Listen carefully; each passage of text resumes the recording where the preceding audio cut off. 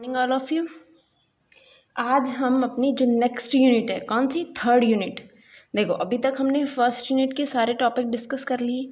Second unit में हमने देखा था कौन सा, हमारा पॉपुलेशन वाला जो टॉपिक था, जनसंख्या का जो प्रारूप था, वो हमने पूरा कंप्लीट डिस्कस कर लिया था। इसके अलावा मैंने आपको एक बुक से भी चीज़ों को देखने के लिए कहा था, ठीक है। और इसके अंदर एक टॉपिक है हमारा जो अभी हम छोड़ रहे हैं, कौन सा, वो हमारे जल संसाधनों से संबंधित है। वो टॉपिक जो है हम थोड़ा बाद में डिस्कस करेंगे, पहले हम उसमें एग्रीकल्चर को पढ़ लेंगे तो वो हमें अच्छे से समझ में आएगा, ठीक। अब जो तीसरी यूनिट हमारी आती है, तीसरी यूनिट है हमारी एग्रीकल्चर से रिलेटेड। और जो कृषि है उसका भारत में किस प्रकार का प्रारूप है, वो सारा हम इसमें डिस्कस करेंगे। देखिए मैं आप लोगों को जो आपके एग्ज़ाम के पॉइंट ऑफ व्यू से जो भी इम्पॉर्टेंट होगा वो सारी चीज़ इसके अंदर बता दूंगी, ठीक। उसके अलावा जो भी आपका थ्योरेटिकल पोर्शन होगा ना, कृषि को प्रभावित करने वाले कारक और इन सब से संबंधित जितने भी चीज़ें होंगी वो आप एक बार जो है बुक से लिखेंगे, बुक से उसको अपना एक बार पढ़ के देखेंगे, ठीक। क्योंकि देखो ये टॉपिक ऐसे हैं जिनमें समझाने का इतना ज़्यादा कुछ होता नहीं है। अब आप उसमें देखेंगे कृषि को प्रभावित करने वाले कारकों में जब आप बुक से पढ़ेंगे तो आपको इजीली सारी चीज़ें समझ में आ जाएंगी। फिर भी अगर आप लोगों को कोई दिक्कत आएगी तो मैं तो हूँ ही आप लोगों के लिए, ठीक। तो हम लोग वापस अपनी चीज़ों को डिस्कस कर लेंगे। तो अब हम अपना टॉपिक स्टार्ट करते हैं, भारत में जो कृषि का प्रारूप है वो। देखिए भारत को हम कृषि प्रधान समाज कहते हैं। क्या कहते हैं? कृषि प्रधान समाज, कृषि प्रधान समाज। कृषि प्रधान समाज का अर्थ क्या हुआ कि हमारे भारत के अंदर लगभग 64% जनसंख्या ऐसी, 64.8% जनसंख्या ऐसी है जो कृषि ही करती है और कृषि पर ही उनकी जीवन जो उनकी आजीविका है वो कृषि के द्वारा ही चलती है। बहुत लोग हैं जो जिनके अंदर जिनका कोई दूसरा पेशा ना हो करके सिर्फ कृषि ही उनका एक प्राथमिक व्यवसाय के रूप में जाना जाता है। देखिए जैसे स्टार्टिंग की अगर हम बात करें शुरुआती दिनों में, तो शुरुआती जो हमारा प्राचीन जो काल था उसके अंदर प्रारंभिक मानव सभ्यता का जो प्रारंभिक काल है उसके अंदर सिंधु घाटी सभ्यता, ठीक, सिंधु घाटी सभ्यता, वैदिक सभ्यता और इस प्रकार से बहुत सारी सभ्यताएं थी मध्यकालीन जो कृषि प्रधान ही रही है।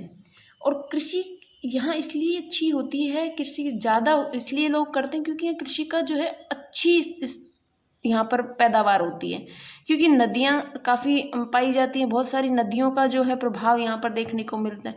और आपको पता है कि नदियों वाला जो क्षेत्र है वो जलोढ़ मृदा लिए हुए होता है, तो वहाँ पर जो कृषि है वो अच्छी होती है, ठीक। उसके बाद हम बात करें भारत के अंदर, भारत में अगर बात करें तो कुल निर्यात में, कुल निर्यात की अगर बात करें तो कुल निर्यात में कृषि वस्तुओं का 40% है, कृषि वस्तुओं का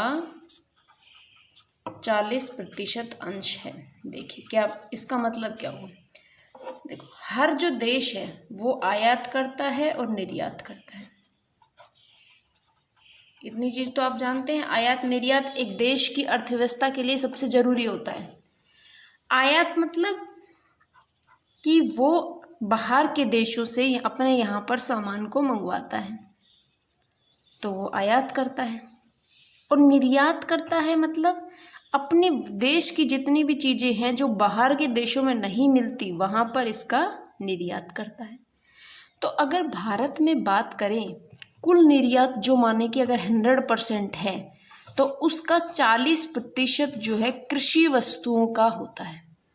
40% जो व्यापार है हमारा, जो निर्यात है, जो हम बाहर के देशों में भेजते हैं, उसका 40% कृषि वस्तुओं से संबंधित माना जाता है, ठीक। इतनी चीज़ों में कोई दिक्कत।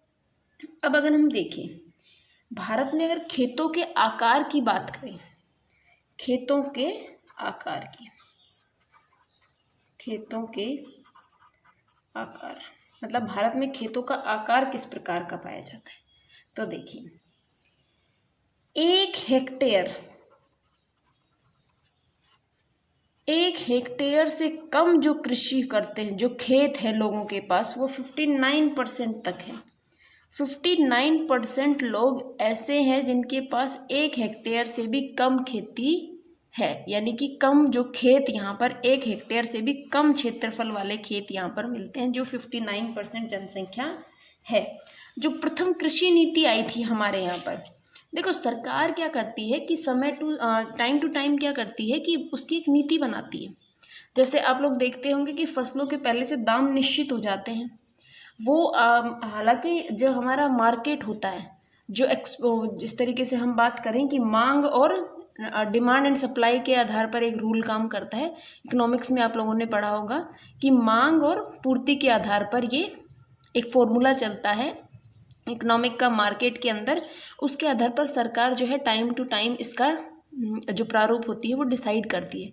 पता है ना कि जैसे गेहूं के दाम इस साल इतने रहेंगे और उसके हिसाब से कई बार बढ़ जाते हैं, कभी कम हो जाते हैं। तो वो सारे के सारे जो निश्चित होते हैं। और उसके अलावा जो कृषि नीतियाँ बनती हैं, कृषि से संबंधित जितनी भी नीतियाँ बनेंगी, कृषि नीति की अगर बात करें तो प्रथम जो कृषि नीति थी वो बनी थी अंतरिम सरकार जब थी डॉक्टर राजेंद्र प्रसाद की। डॉक्टर राजेंद्र प्रसाद के टाइम पर प्रथम कृषि नीति बनी। देखिए जो प्रथम कृषि नीति बनाई गई, कि स्वतंत्रता से पहले तो हमारे पास क्या, हम कोई नीति बनाते ही नहीं थे, और बनाते भी थे तो वो अंग्रेजों के अधीन होती थी। जो आज़ादी के बाद जो हमारी प्रथम कृषि नीति बनी, उस टाइम उसके जो अध्यक्ष बने वो डॉक्टर राजेंद्र प्रसाद रहे। ये तो थी अंतरिम सरकार की बात, जब अस्थायी रूप से सरकार हमारे यहाँ पर थी। उसके बाद जब चुनी हुई सरकार की बात आए तो प्रथम कृषि मंत्री बने। ये जो है प्रथम कृषि मंत्री बने। नीति जब आई तो उसमें मंत्री का जो पद था वो सबसे पहले डॉक्टर राजेंद्र प्रसाद को मिला। उसके बाद प्रथम चुनी हुई सरकार की अगर बात करें तो कृषि मंत्री किसको बनाया गया, पंजाब के थे राव देशमुख को। जो प्रथम चुनी हुई सरकार के जो कृषि मंत्री बने वो थे हमारे पंजाब के राव देशमुख के द्वारा इसका निर्धारण किया गया। अब आप लोगों के सामने आती होगी कि जो राष्ट्रीय जो कृषि आयोग का गठन होता है, राष्ट्रीय कृषि आयोग, राष्ट्रीय कृषि आयोग का जो गठन किया गया वो हुआ 1976 के अंदर।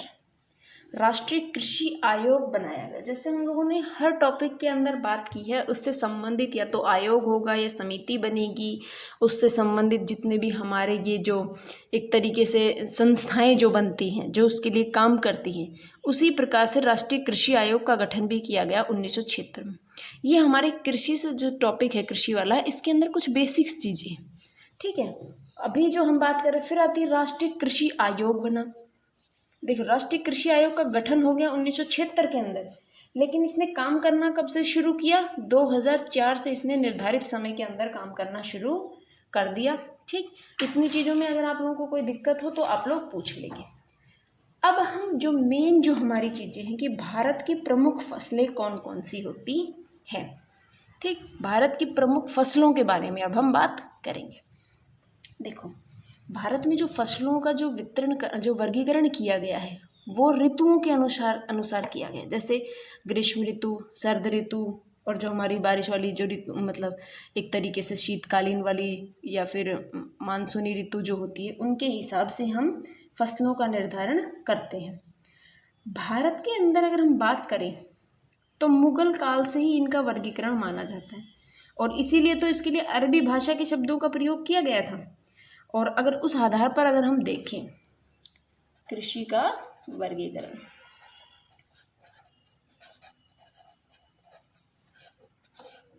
कृषि का वर्गीकरण देखिए 3 फसलें होती हमारे यहाँ पर,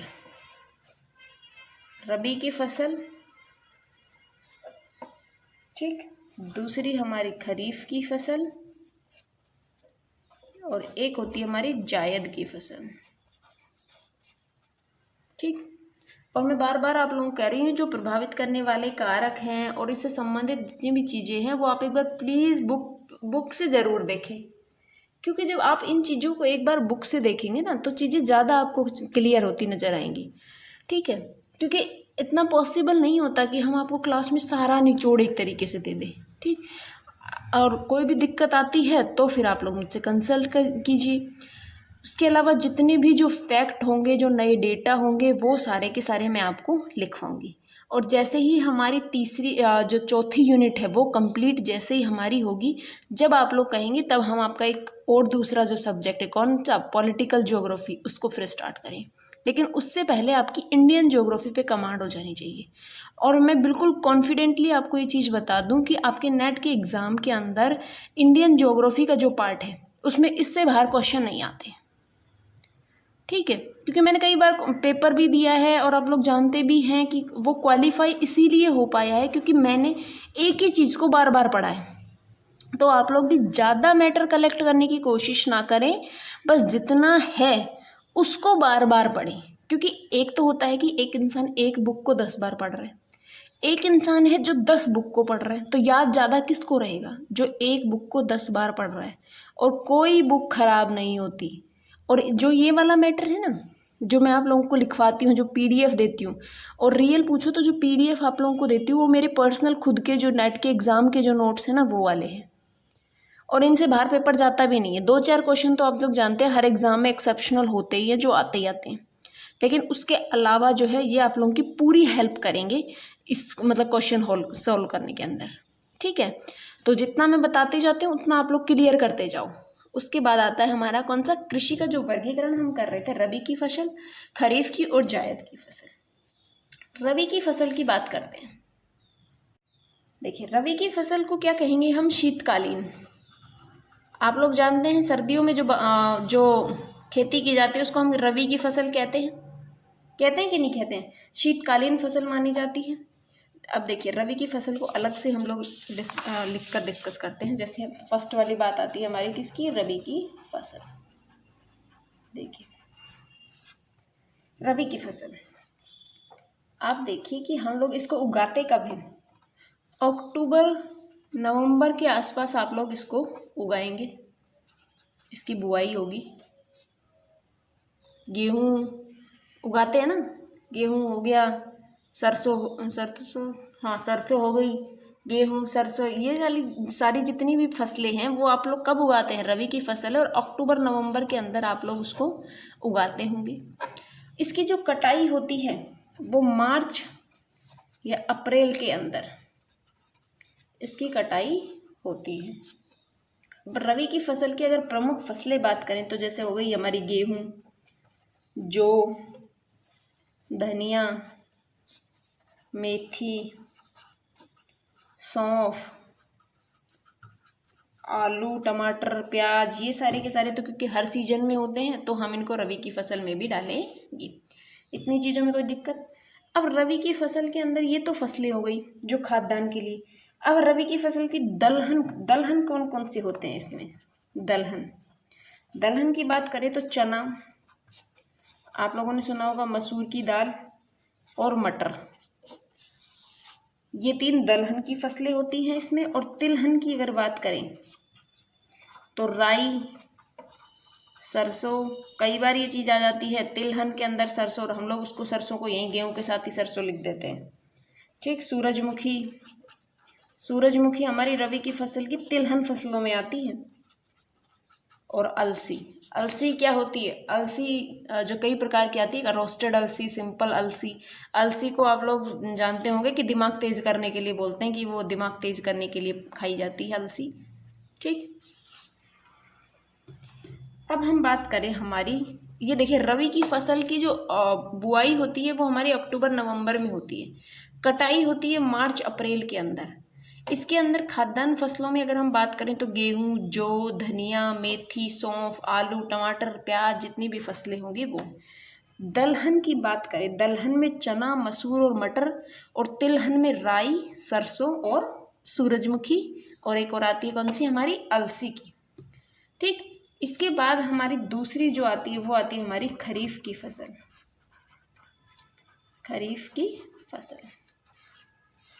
देखिए, खरीफ की फसल को हम ग्रीष्मकालीन फसल कहते हैं, ग्रीष्मकालीन फसल। इसकी जो बुआई होती है वो होती है हमारी जून या जुलाई के अंदर इसकी बुआई हो जाती है। जो अभी के जो टाइम में हमारी जो फसल है वो खरीफ की फसल है, क्योंकि अब इसकी कटाई होगी और कटाई के बाद जो हम दूसरी फसल उगाएंगे वो हमारे रबी की फसल होगी। तो अभी जो खरीफ की फसल है उसको आपने कब उगाया था? जून जुलाई के आसपास ही तो उगाया था, जब बारिश हो रही थी तो आपने बाजरा उगाया था। जून जुलाई में बुआई होती है और वही जो है अक्टूबर नवंबर के आसपास इसको हम कटाई करते हैं। जब अक्टूबर नवंबर में कटाई कर देंगे, खेत खाली हो जाता है, तो फिर हम रबी की फसल बोल देते हैं। तो ये एक सीक्वेंस चलता है, ठीक है। जो खरीफ की फसल है उसको ग्रीष्मकालीन फसल कहते हैं। जून जुलाई में इसकी बुआई होती है, अक्टूबर नवंबर में इसकी कटाई हो जाती है। अब खरीफ की फसल की बात करें, खरीफ की अगर दालों की बात करें, दाल इसमें मूंग की दाल, ये कई बार आ जाते हैं। मूंग की दाल किसकी फसल है? खरीफ की फसल है। और वहीं अगर हम बात करें इसकी कौन सी, चना, तो वो हमारी आ जाती है, चना जो है वो हमारी रबी की फसल आती है, ठीक। तो ये हो गई हमारी मूंग, उड़द, चौला, अरहर और ये मोठ। सारे नाम आपके जान पहचान के हैं, सब लोग जानते हैं, घरों में सबके होती है ये, ठीक। उसके बाद हमारी आती हैं इसमें तिलहन वाली फसलें। तिलहन में हो गए तिल, अरंडी जानते हैं, बड़े बड़े बांस की तरह उगाई जाती हैं। फिर मूंगफली और सोयाबीन। सोयाबीन तो हर टाइम में आपको मिल जाती है, फिर इसको खरीफ की फसल क्यों कहते हैं? आप लोग जानते होंगे कि सोयाबीन एक खरीफ की तिलहन फसल होती है। जो आप लोग जानते हैं, जो हम लोग सब्जी बनाते हैं ना हमारे सोयाबीन की, वो तो उसका कवर होता है, खोल होता है, उसका कचरा होता है एक तरीके से। जो रियल की जो सोयाबीन होती है ना, जो पतली पतली आती है, जिसको आटे में पीस कर या फिर उस तरीके से उसका जो उत्पादन होता है वो खरीफ की फसल के रूप में किया जाता है। अब दो हो गई, रबी की फसल और खरीफ की फसल। एक हमारे यहाँ फसल आती है जायद की फसल। जायद की फसल कब उगती है? देखिए, इसको मार्च में, तो क्योंकि हमारी वो फसल की कटाई हो रही थी। कौन सी फसल? रबी की फसल की कटाई कब हो रही थी? मार्च अप्रैल में हो गई थी ना।